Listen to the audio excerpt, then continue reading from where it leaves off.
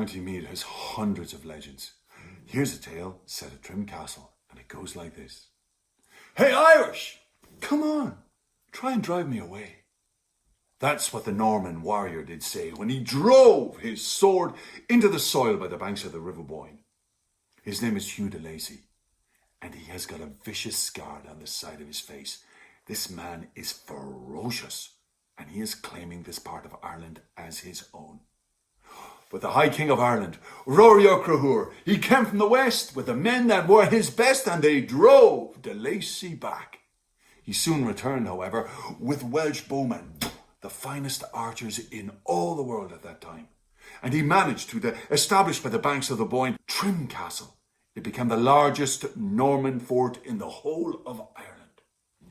He not only stopped at Meath, he pillaged to the north and abroad too. It is said that he stole so much treasure that some of it he stored in a box and had it buried in Kildalkey, and it remains somewhere in those woods to this very day. But there was one piece of treasure he always kept around his neck. De Lacy had something called the Jewel of the World. It was reputed to have powers of prophecy. It's said that if he looked into it by candlelight, that he could foretell what would happen in years to come. When he was an old man, he summoned his son Walter and said that he would soon die, that Walter would now get the necklace, the jewel, and that he must pass it on when he was old, and that if he did, the de Lacy family would become the richest in all the world, and it would always be at Trim. And so the jewel was passed down from generation to generation, from father to son, and the de Lacy's power it grew. It knew no bounds. Time passed, and then to the family were born, within the space of 1 year, 2 children. First a girl, then a little boy. And when he was just an infant, around the boy's neck was put the jewel. His sister, she saw it on him every day, right through their childhood. She couldn't help it. A seed of envy began to grow in her heart. She would see the jewel sparkling beneath the sun's rays on summer's days. She wanted it for herself. By the time they'd grown up, come of age, that seed of jealousy had become a tree of poison. She would do anything to get that jewel and rule Trim instead of her brother. One day, he announced that he was going to go to Dublin to propose to a young woman there whose name was Tyrrell. That's when Lady de Lacy, his sister, decided to make her move. She went and she bribed the captain of the guard, offering him a fine sack of pure gold to take his bow and arrow and fire an arrow from a bush near Summerhill when the young lord passed on his way to Dublin. Luckily the shot missed, but the arrow, as it whizzed by, it startled the horse, and up it went in its hind legs. Young Lord de Lacy, he falls off the back of the horse, he's kicked by one of the hooves, and then he's dragged through the ditches and the fields of Meath, his foot in a stirrup. All his skin is ripped, the clothes are torn from his body, and his face is destroyed from the horse's hoof strike. Luckily he survives. When he got back to the castle that night, when he walked in, the healers in the castle, they put poultices on his wounds, but his sister laughed. She said, "Ha! Look at you! You will never rule Trim now because you cannot marry. No woman would marry you. You're destroyed. Give me the jewel. I will marry and I will have children." He said, "No, it's my right. I will recover." But that night, his sister decided enough was enough. She would finish it. She would get the jewel. A storm, it began to come over the county of Meath. The rain began to beat upon the roof. She went to the captain of the guard and she said, "You failed the first time. Do not fail me now. Get some of the other soldiers and pay them some of my gold. Go, make an end of my brother and bring me the jewel this night." The captain of the guard, he got the other soldiers to help him. They agreed, all except one, a young soldier who had grown up with young Lord de Lacy, and it was like a brother to him. Quietly he slipped away. He found a gate at the side of the castle walls, and he left and ran around the side of Trim Castle. He got to the tower and he shouted up at the young lord's room, "Sir, sir, you must escape! The captain of the guard and his men, they're coming to get you! Your sister wants an end of you!" The young lord, inside in his room, he could hear the soldiers coming up the spiral staircase. Quickly, he put on his cloak, and then he got the sheets from his bed and he made a rope with them. He threw that rope out the window, one end on the leg of the bed, and then he scaled down the side of the castle wall. But halfway down the wall, the door to his room is kicked open. In comes the captain of the guard. He sees the rope of sheets and he slashes it. Young Lord de Lacy falls 30 feet down the castle wall and his leg breaks. His friend quickly threw the young lord's arm around his shoulders and he said, "Come on, sir, quick to the bushes. I know where there's a boat." They got to the riverbank and there is this little boat called a coracle, specially used on the River Boyne. If he could get across the river and get to Dublin, he could survive and come back with more men. But the guards, they're coming out of the castle gates now. They've got torches and they're searching along the riverbank. There's no time to lose. He takes off his cloak and he jumps into the coracle. The pain from the broken leg and his other wounds, but he's got to survive. He starts to row across the river. Go, quick, sir, I'll hold them back," said the loyal young soldier, turning around as the other guards approached, and he pulled out his sword. Halfway across the river, young Lord de Lacy, he's desperately trying to control the boat, but the storm of the river is surging and flooding along.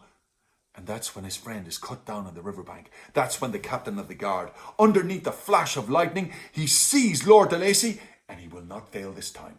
He takes out an arrow quickly onto his bow.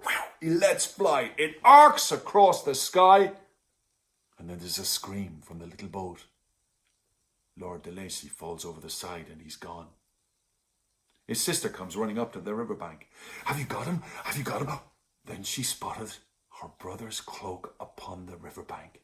And there in the folds of the cloak, she saw the jewel. "It's mine, and he's gone. I rule Trim myself," she said. She walked back to her room, sat at her bedside table, and the candles, they lit up her room brightly as she gazed into a shield that was sitting on her table. It served as a mirror. She said to the jewel, as she swung it from side to side, "Show me the face of the one I will marry. Show me the face." And the jewel began to change colour. It turned from gloss green to garum blue. Then it turned red and yellow, white and green again. And shapes began to appear in it. And then faces. One face became clearer than all the others. One face on its own is looking out from the jewel now. Lady de Lacy's mouth opened in horror. It was her brother's face, looking out from the jewel. "You stole my jewel! You stole my jewel!" cried the face of her brother. And out of the jewel stepped his ghost. She fell back in horror, screaming. The guards came running, hearing her cries. They kicked open the door and went, "Lady de Lacy, are you okay? It's my brother, he's back, he's haunting me. Make him go, make my brother go." "But there's nobody here but you," they said.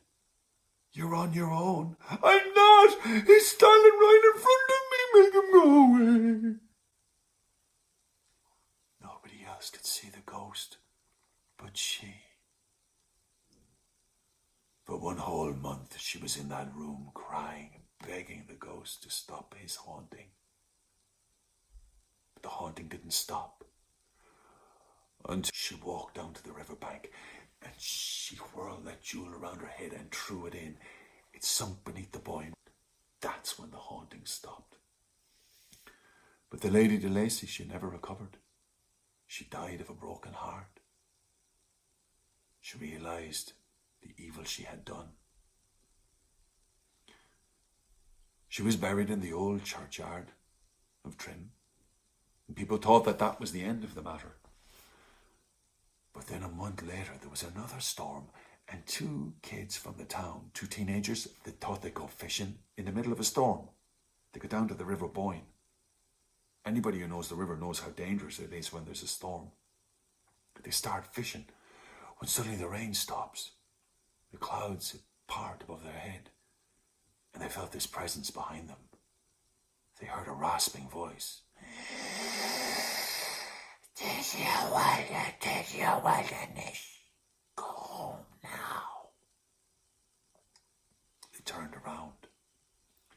It was the ghost of the Lady de Lacy. She had appeared from the grave. Her hair all white, her skin the colour of a statue in a graveyard, in a white dress, and she's pointing at the river and then pointing at them. Take you while you go home. Do not go near the boyne when it is stormy. Tá sé rud an Jerach. It is too dangerous. Begone! The two boys legged it up through the village, screaming, and the villagers opened their doors, and they bore witness to the ghost that was standing by the riverbank, warning them to stay away from the boyne when it's stormy. The Lady de Lacy did evil in life, but she did good in death. For centuries she appeared, warning people away from danger. And that's a tale of old County Meath. Hope you enjoyed it. Slán!